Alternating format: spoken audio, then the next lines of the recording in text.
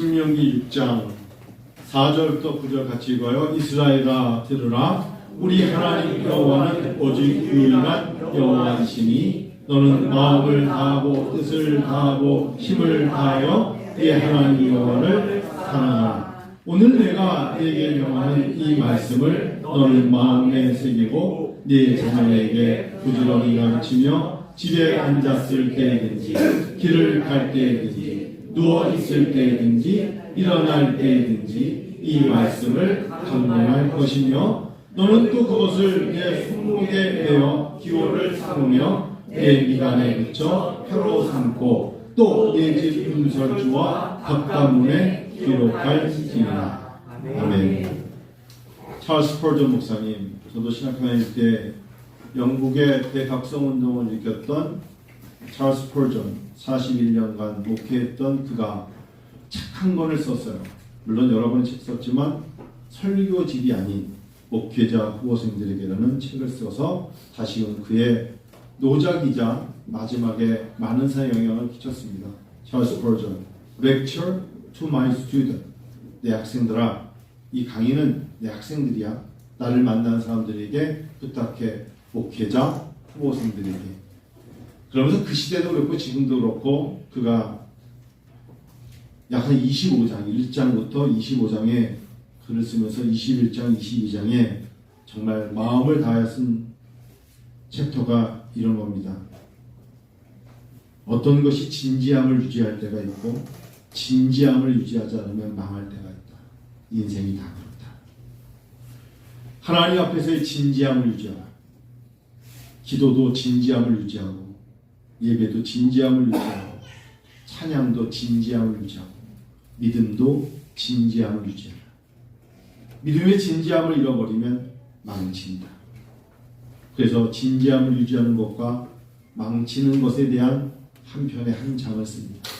그리고 두 번째 22장에 가서 찰스 스퍼전이라는 유명한 목사님이 목회를 하다 보니까 한쪽 눈을 감아야 될 때가 있고 한쪽 귀를 닫아야 될 때가 있더라. 알아도 모르는 채, 들어도 못 들은 채 해야 될 때와 목회에 늘 있더라. 한쪽 눈을 감고 한쪽 귀를 닫아야 된다. 그래야만 하나님은 항상 어려울 때 한쪽 눈으로 하나님을 보고 한쪽의 귀로 어려움과 낙심이 올 때 또 한쪽 귀로 하나님의 말씀을 들어야 될 때가 있다. 굉장히 이제 제가 이런 말씀을 이전에는 좀 약하게 다뤘다면 이제는 저도 lecture to my student, 저도 꽤 많은 학생들을 배출했고 저를 만난 사람들이 목사가 꽤 많이 됐어요. 최근에 우리 교단의 일본 선교사 협회 회장이 될 정도면 10년, 15년 나가서 사역을 했던데 갑자기 전화가 와서 교수님 저 모르시겠냐고 그러면서 어느덧 20년 전에 당신의 제자였다. 일본 선교사 된 지 15년이 됐네요. 이번에 회장이 됐습니다. 그런 얘기 들을 때마다 참 뜨끔뜨끔합니다. 내가 그때 혹시나 잘못 가르치진 않았는가. 굉장히 선교에 대한 은혜를 받고 모르셨죠? 저 일본에 나간 지 일본 선교사가 된 지 됐습니다. 아마 남 목사님 잘 아시는 분일 거예요. 그럴 때마다 내가 매 순간마다 내 발걸음에 진지함이 있어야겠구나. 저희 교단에 신문사가 하나 있습니다. 교회신보라고. 교회신보에서 몇 주 전부터 제 강의를 교환이 있는데 신문에 좀 게재해 주시면 안 되겠나 싶어서 계속 미루다가 기간을 얼마나 놓고 매주 나갑니까? 3달 정도 나갈 것 같다길래 기꺼이 디다스칼로스와 디다케라는 제목의 예수님의 가르침과 교사 예수라는 제목을 쓴 논문을 제가 줬더니 3달간 연재한답니다. 그래서 저는 그냥 제가 앞에서 신문을 갖다 놨는데 그냥 글이 나가는가 보다. 제 얼굴 사진을 조금 최근 거를 넣었더니 전화가 막 와요. 이 사람이 당신이 맞냐. 굉장히 긍정적인지 부정적인지 한 분이 굉장히 쉽게 말하면 사겄다 이런 표현을 아주 좋게 기분 좋게 굉장히 이제는 좀 얼굴에 인생의 깊이가 있네요. 이거 굉장히 그런 뭔지 아시겠죠? 오이처럼 늙어간다는 건데. 그래서 근데 사진을 또 지금 옛날 거 20년 거 내 걸 하면 됐다. 했는데 이 여파가 어디까지 갔냐? 라오스까지 갔어요. 라오스에서 전화가 옵니다. 7월 첫째 주에 일주일 동안 학생이 이제 마지막 학기가 32명이 있는데 강의 좀 해주세요. 그래서 하루에 3시간씩 하면 되나요? 했더니 8시간씩 제가 요즘 너무 힘들어서 다음에 갈게. 진짜 그랬어요. 그러더니 바로 7월 15일에 치앙마이라고 태국에서 이때는 꼭 와주셔야 됩니다. 그래서 어쩔 수 없이 그럼 그때는 가겠다. 태국 팀 건 제가 가겠다. 왜냐하면 태국은 그곳으로 미얀마 학생들이 넘어옵니다.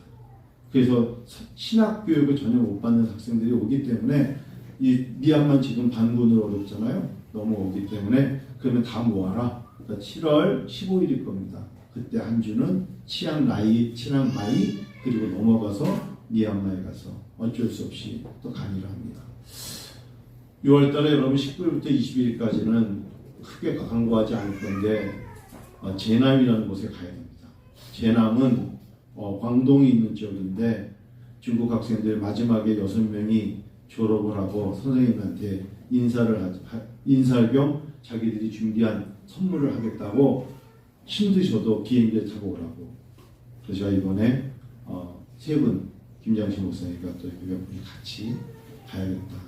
2박 3일이지만 위험을 무릅쓰고, 왜냐하면 천지는 안 됩니다. 북경 근처에 있는 데는 위험합니다. 제가 여기는 굉장히 다른 곳입니다. 그래서 심양으로 가려고 하다가 제남, 제주도의 제자의 남자에 있어서 제남에 6월 달에 가서 그 제자들을 만나야 됩니다. 하나님께서 일하십니다. 찰스 스퍼전이 말한 것처럼 한쪽 눈을 감고 한쪽 눈을 감을 때 당황스러워 감으셨다면 한쪽 눈은 하나님의 말씀에 고정하셔야 합니다. 세상에 들려오는 게 나를 너무 낙심시키는 많은 얘기가 한쪽에 있으면 한쪽에서는 나 여호와가 너와 함께합니다. 내가 창조주잖니, 내가 도움의 하나님이잖니 하시는 한쪽의 길을 또 여셔야 합니다. 1880년 후반에 최고의 시커니 신학자, 저는 우리 교단은 이 사람을 따라가지 않습니다만 칼 바르트라는 독일 출생의 거의 한 세대에 가장 큰 영향력을 끼쳤던 신학자가 있었습니다. 칼 바르트입니다.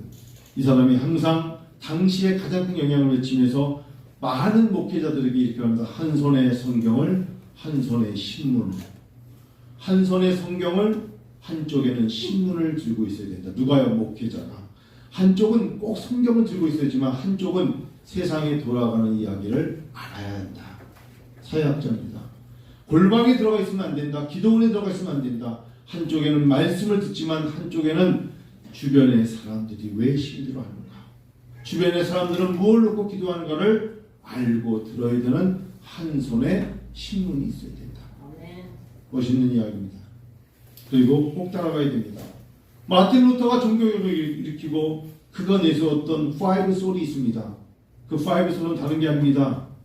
당시에 카톨릭으로 사람들은 자기들의 행위로 말미암아 연옥교리를 가지고 열심히 살는데 성경도 없어요. 라틴 물게이트라고 라틴을 이해도 못하는데 성경 말씀이 없이 그냥 오늘 나가가지고 그냥 기한장 하나를 만들면 되는 것 같은 사람들에게 그가 마침 외칩니다. 솔라 스프라투라, 오직 성경, 스크립처라는 소리입니다. 솔라입니다. 오직이라는 영어로 O-N-L-Y, only, 솔라 스프라투라. 이 시대에 가장 필요한 게 솔라 스프라투라, 하나님의 말씀이 있어야 된다. 마틴 루터가 종교개혁을 일으킬 때 솔라 스프라투입니다. 오직 성경, 솔라 그라티아, 그 안에 예수의 은혜가 있어야 된다. 솔라 오직 그레이스, 솔라 그라티아. 그리고 이 가톨릭에 물든 사람들이, 기독론이 약한 사람들에게 솔루스 크리스토스, 오직 그리스도. 그리고 마지막으로 솔리데오 글로리아, 오직 하나님께 영광. 여러분, 신앙은 그런 겁니다. 신앙은 오직으로 가야 될 때가 굉장히 필요합니다. 타협하면 안 됩니다. 하나님이 주권자이십니다. 그래서 존 칼빈은 두 가지를 외쳤어요. 전적인 하나님의 주권, 그리고 예정론입니다. 하나님의 주권. 하나님은 다 알고 계신다. 하나님은 모든 것을 통치하시며, 하나님은 누가 어렵고 힘든지도 하나님의 손아귀에 있다. 어떻게 도울 건가도 하나님은 알고 계신다. 때로는 하나님이 생명을 취하실 수도 있어요. 인간의 눈으로는 이해를 못하지만 하나님은 그것을 말미암아 감사와 감격을 이루실 때도 있고요. 하나님은 당연히 고치심을 통하여서 영광과 찬양을 받으십니다.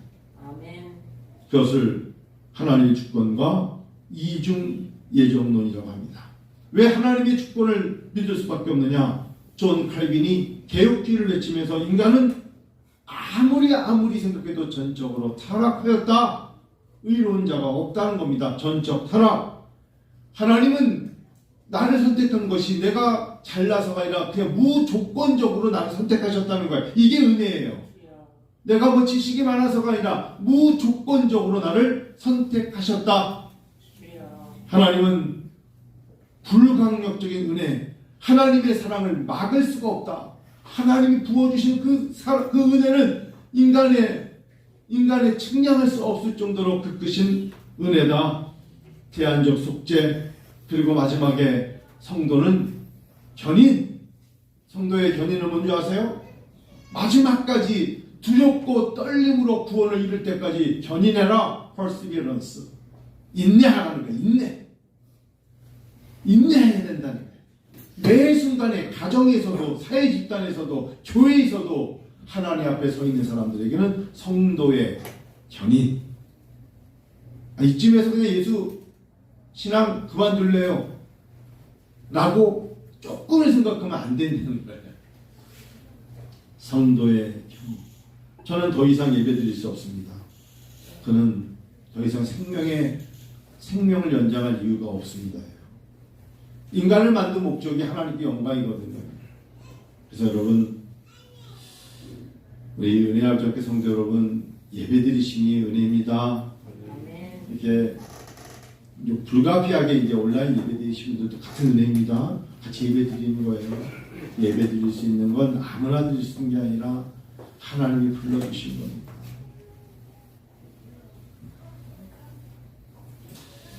근데 지금 같은 건 사실 신학교에서 많이 나누는 것이지 가정에서 나누는 건 아니잖아요. 여러분 루터의 솔라 이런 건 가정에서 집에 가가지고 만일에 딸 아들 앉혀놓고 솔라 스크라투라 뭐 이렇게 하면서 굉장히 아이들한테 스트레스와 스파르타 교육을 착각하면서 가르칠 때가 있는데요. 굉장히 어렵죠. 가정은 그런 측면에서 우리에게 하나님의 말씀을 가르치기에 가장 기초적인 장이 되는 거죠. 신학교까지 못 가더라도. 근데 교회에서 가르칠 수 있지만 오늘 제가 들은 걸 여러분 집에 가셔서 생각해 보실 수도 있고 또 부부간의 자녀들에게 오늘 교회 담임 목사가 한 이야기를 갖고 나눌 수는 있지 않습니까? 그게 이제 가정의 가장 큰 축복이죠. 그래서 여러분 가정에서 성경 말씀을 나눌 수 있는 가정이 된다는 건요. 전적인 불광력적인 은혜입니다.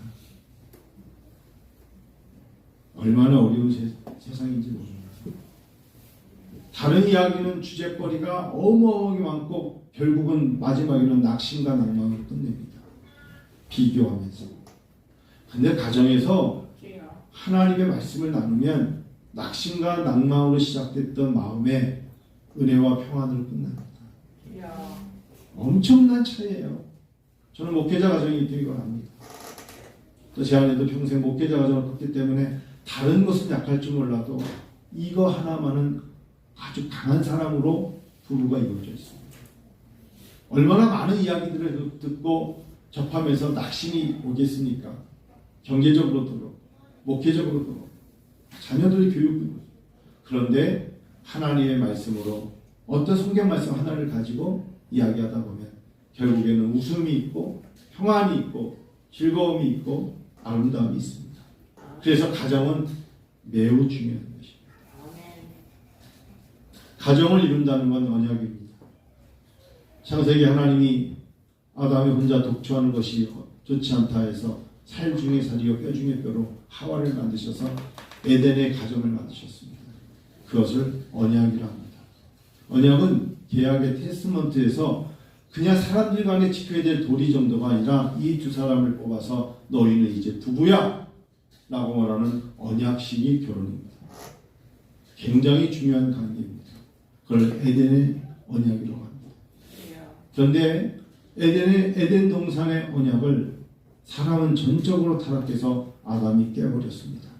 이걸 행위 언약이라고 합니다. 따먹지 말라고 그랬는데 선악과를 따먹었습니다. 이거는 전적인 사람의 불순종으로 일어나는 이 세상에 살아가는 사람들이 우리가 죄짓지 않고는 살 수 없는 큰 범죄를 만든 아담이 된 것입니다. 이게 성경의 시작입니다. 그 행위 언약이 그렇게 죽을 수밖에 없는 우리를 하나님은 은혜 언약으로 이 땅에 예수 그리스도를 보내주십니다. 가정은 그래서 가장 기초적인 아담과 하와의 범죄가 우리에게 파고들어오는 큰 죄악이 우리에게 오는 것이기 때문에 두 번째 아담 되시는 예수님이 우리를 위하여 죽으신 것입니다. 가정 그러면 너무나 이미지가 가정은 어떤 가정 말하는 걸까? 멀리 보지 마십시오. 가정에 식구가 몇 명인지 중요치 않습니다. 나 혼자 살아도 가정인데 집 그러면 됩니다. 이해가 잘 안 되지만 집 그리고 공간입니다. 그곳에 하나님의 은혜가 있어야 합니다.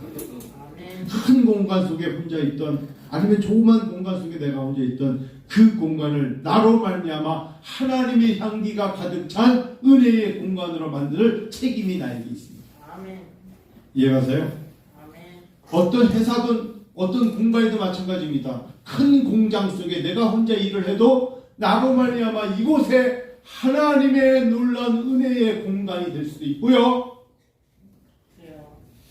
작은 공간 속에서 내가 혼자 독서실에서 앉아서 있을 수밖에 없는 공간이라도 하나님은 나를 통하여 그곳에 은혜의 동산을 만드실 수 있습니다. 아멘. 그게 가정이요, 그게 집입니다. 행복은 성적순이 아니잖아요 말하듯이 가정이 어떻든 그 가정에서 누군가가 성장하여 사회의 일원이 되고 역할을 통해서 사회적인 역할을 하지 않습니까? 그래서 하나님의 법칙 안에 사회를 두 번째고 하나님의 명령과 규범과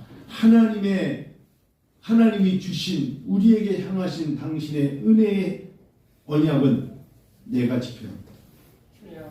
내가 지킬 때 사회적으로 예절과 가치관과 그 나라의 규범을 습득하듯이 하나님의 법도의 말씀을 내가 새겨서 고백할 때 그로 말미암아 하나님은 성령의 열매를 따게 하십니다.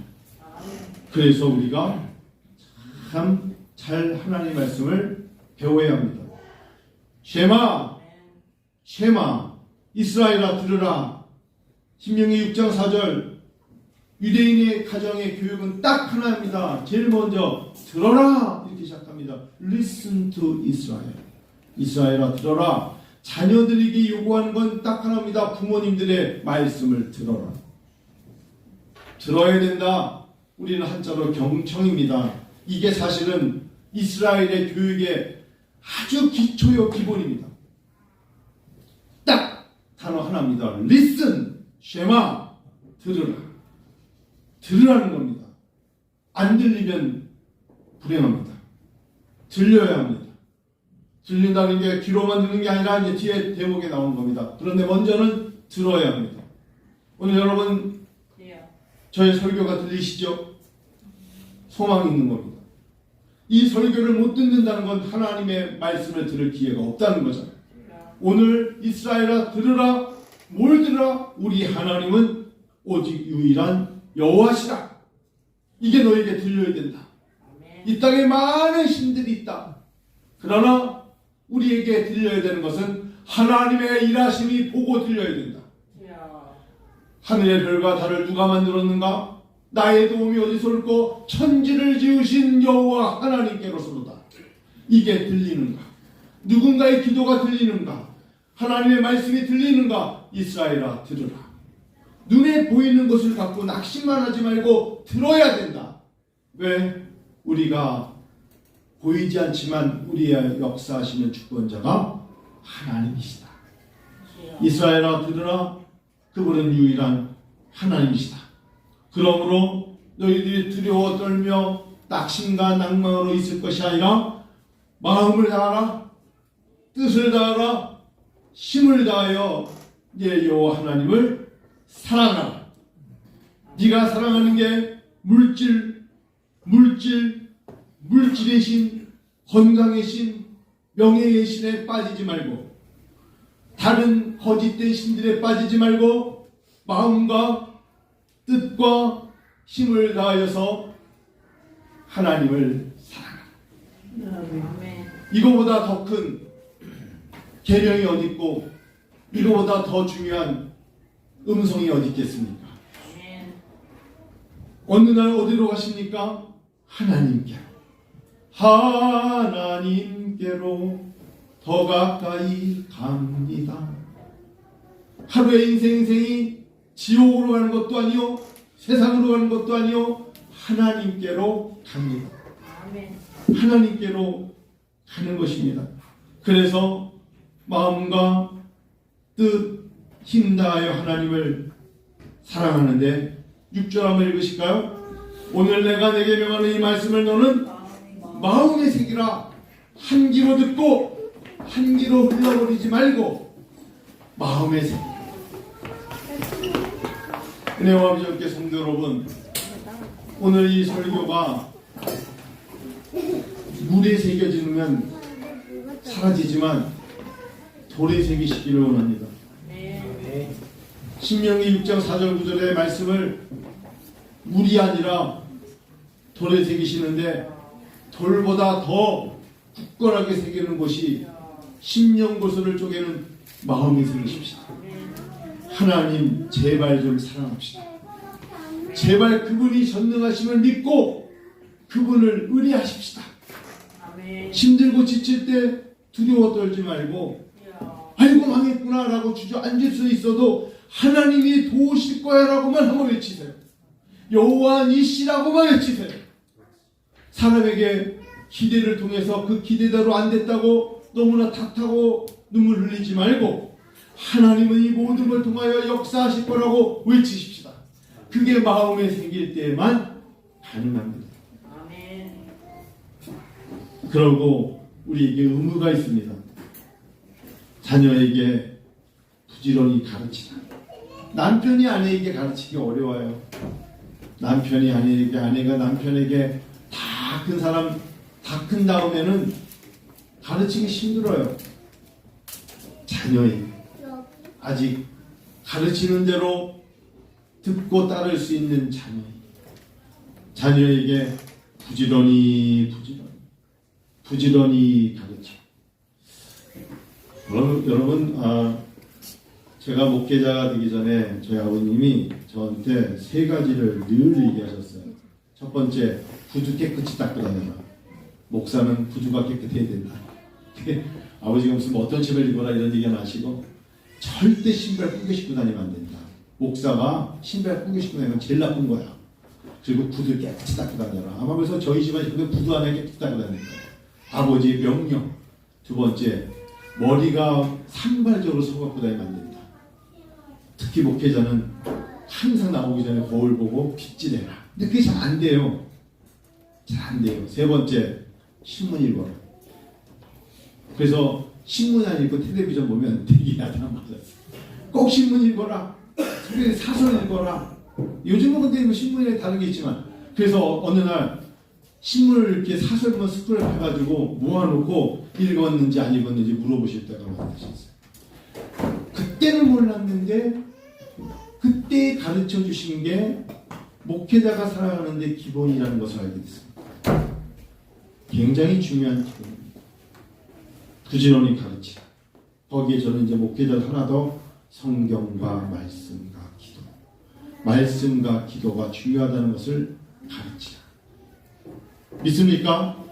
여러분, 이게 자녀가 너무 커버리면 평생 어릴 적에 한 번도 강조 안 했던 말씀과 기도가 어느 날 갑자기 이게 강요가 되고 강조가 되겠어요?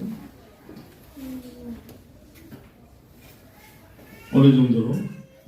앉았을 때든지, 길 갈 때든지, 누워 있을 때든지, 일어날 때든지 이 말씀을 강조하라. 유대인의 유치원 교육 하나 소개하고 끝냅니다. 얘네들은요, 칠판에다가 꿀을 바르는 겁니다. 제가 그거 보고 너무 놀랐는데 칠판에다가 뿔을 발라놓고 이 쉐마 16기 6장 4절을 이 칠판에다가 혓바닥으로 뿔을 이렇게 혓바닥으로 뿔을 먹으면서 쉐마를 외운답니다. 평생 안 잊혀지게 하려고. 그러니까 유신이 같이 3살짜리 애가 사탕 비슷한 건데 칠판에다가 쉐마를 적어놓고 그거를 뿔을 먹는 거예요. 혓바닥으로 먹으면서 이스라엘아 들으라. 그러면 얘네들이 그거를 통해서 각인시키는 겁니다. 엄마 아빠는 평생 함께하지 못해. 어느 날 떠나. 지금 동아가 엄마 품에 있지만 어느 날 갑자기 60년 후에 엄마는 없어. 얼마 전에 100살까지 살았거든. 전에 70년 하자 그래. 그럴 수 있잖아요, 인생이. 그랬을 경우에 머릿속에 평생 마음이 새기게 될 건 뭐냐? 하나님을 믿고 순종하며 떠나요. 엄마의 부탁이야. 엄마의 유언이야. 평생 따라다니면서 도와줄 수는 없지만 하나님은 너를 도우실 거야. 하나님은 너와 함께 하시고. 그게 유언자적인 이 시대의 사도요 선지자적인 자녀들에게 줄 수 있는 축복 아니겠습니까? 그 축복을 어릴 적부터 주면 공부해라, 학원 가라, 운동해라, 이것도 중요하지만 그것을 마음속에 품어준 부모가 있다면 그 자녀들은 그 부모를 생각하면서 많이 감사할 것입니다. 감격할 줄로 믿습니다. 쉐마 이스라엘아 들으라. 같이 기도하겠습니다. 여러분, 오늘 신명기 6장 3절을 제가 안 읽은 것은 여러분에게 제가 눈을 감고 계실 때 들려드리려고 합니다. 이스라엘아 듣고 삼가 그것을 행하라. 그리하면 네가 복을 받고 네 조상들이 하나님 여호와께서 네게 허락하신 같이 젖과 꿀이 흐르는 땅에서 네가 크게 번성하리라. 같이 기도합니다. 여러분 입술